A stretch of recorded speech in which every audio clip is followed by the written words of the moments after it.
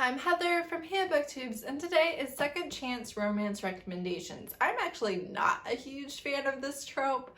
I like them to get it right away. Part of that is just that I like happy reads, and there's always a little bit of that bittersweet quality that they could have been happy forever ago if they had worked it out then.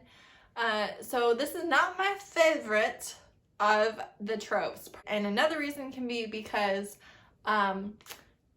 the bitterness between them, right? And so a lot of times that creates a lot of angst, and I'm not super into angst. I like happiness. I like them working together as a couple to grow.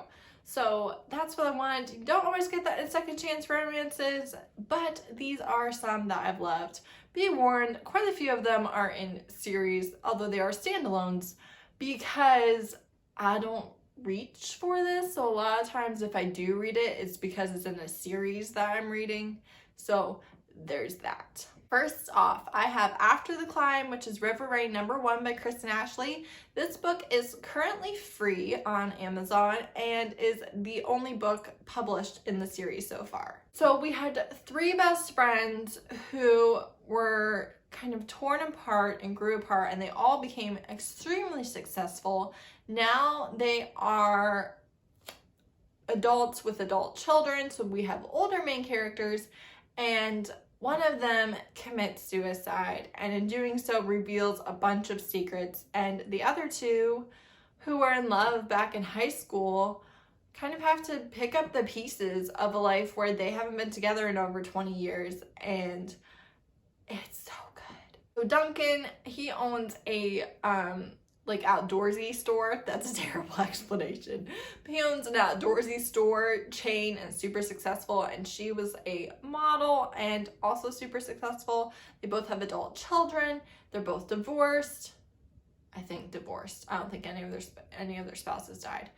And so this is in the aftermath of this friend's suicide. You get both of their points of view, and you get her adult daughter's point of view.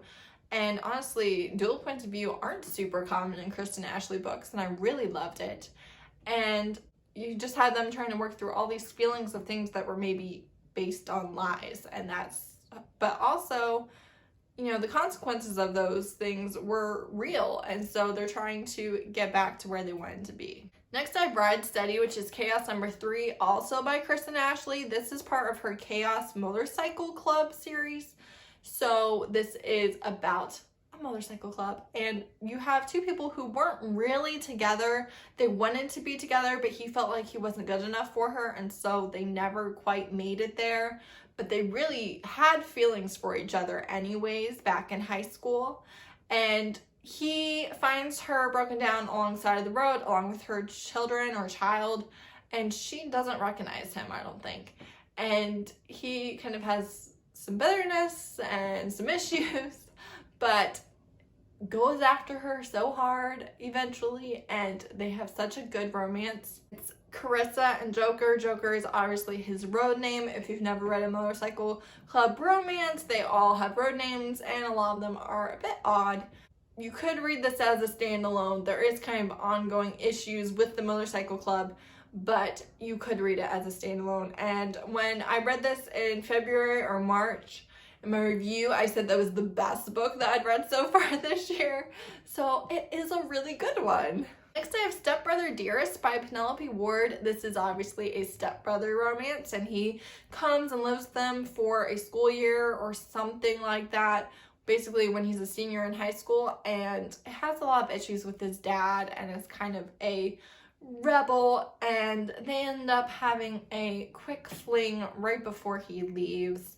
And then I think it's his dad dies, and he comes back for the funeral and stuff, and he's in a relationship. I don't think that there's cheating, and they have a second chance basically and fall hard for each other. And so you're following them in high school, and then you're following them at their reunion basically as adults. And so this is told in two parts, kind of. Next I have Dirty Filthy Rich Men, the Duet by Laura Lynn Page. This one is Donovan Kincaid is rich and powerful, and Sabrina kind of fell for him a little bit in college, and he fell more for her, but also in college she was sexually assaulted, and so that kind of changes the course of their lives a little bit. And this book and duet features consensual non-consent, which is basically the sex is consensual, however, it plays out as non-consensual. Now, I would say that this is pretty evident to the reader because he's like, this is your chance. You can get out. You can say this word, whatever it is. And she doesn't take it. And then it proceeds as kind of a sexual assault type scene. It is very steamy, sexy times. And also, he's a little bit of a sociopath.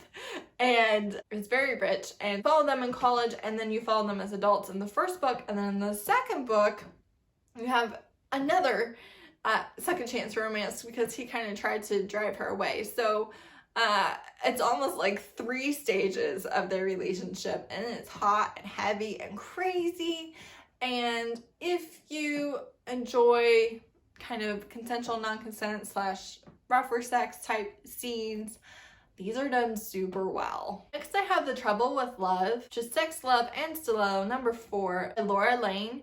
This is a fashion magazine, and all of the different editors and writers and things all have their own romances, and then they have a kind of brother magazine that's Oxford, and we follow a bunch of the guys from there as well, and some of them hook up with each other, or we see them fall in love with somebody else. And I read the Oxford series first. I was looking for lawyer romances and ended up in fashion magazine instead. I read these quite a while ago, but I did really love them, and I read both series like back to back to back to back to back. This one, they were engaged 5 years ago, and he left her, and now he's come to the city and jumped into her line of work, and she moves in next door to him for research purposes for a magazine article, and it's their second chance. He had kind of given up everything in his life to be a soccer star, and maybe that wasn't the best decision. Last but not least, I have About That Night, which is FBI/U.S. Attorney number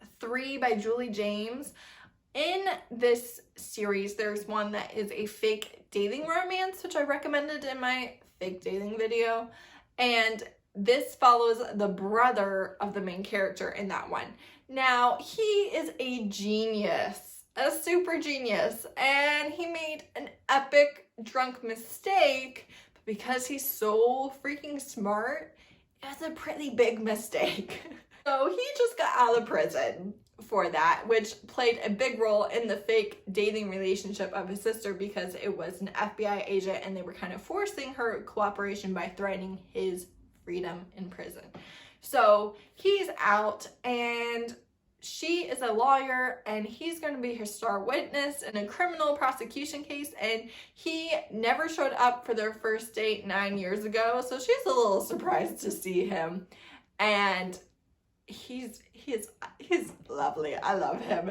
And it's them having a second chance, even though their relationship never really got off the ground. They still have such a huge attraction to each other, and she doesn't want to have anything to do with him, but she's really attracted to him, and you know how it goes. So that's all of my second chance romance recommendations. What's your favorite one? Do you love this trope, or is it for you?